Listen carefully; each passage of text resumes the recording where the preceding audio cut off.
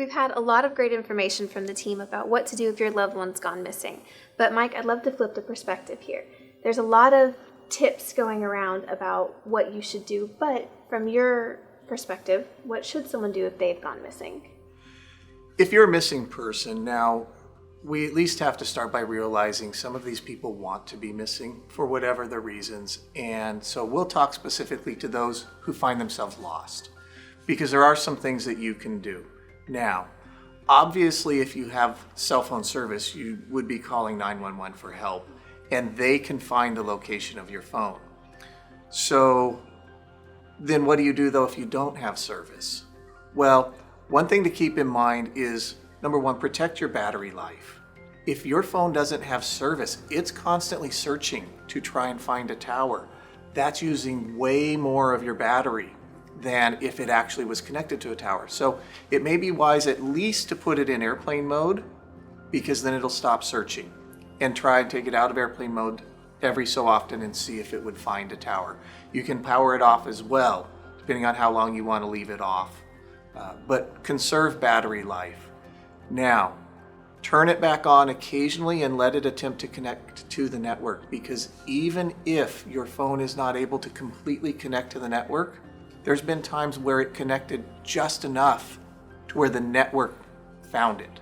And you wouldn't even know that, but it drops a breadcrumb in the network that we have actually used to find people. So those are some of the things that you should do. Certainly, queue up a text message if you want to leave your phone on, because that will sit there and keep trying to get sent. I've been out in an area of no coverage and walked through someplace where my phone just dinged. And a text message came in, but I couldn't make a phone call and I couldn't actually connect to the network.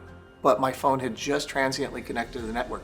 That dropped a breadcrumb that if I were really missing, they would know that I connected to at least that particular tower. So keep your phone out of searching for the network if there is no service, but do go ahead and try and connect to the network. Now, at some point when your phone finally no longer will work,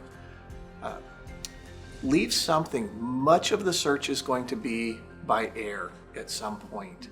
And so many people, especially if it's hot, they'll climb under a bush to get out of the sun, but then we can't see them from the air. Arrange some type of something that we can see.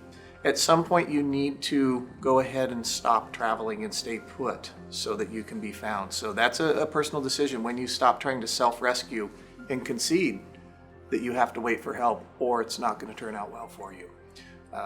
But don't hide yourself at that point. Protect yourself, but don't hide yourself. So those are some things that I've seen that have helped in cases we've worked.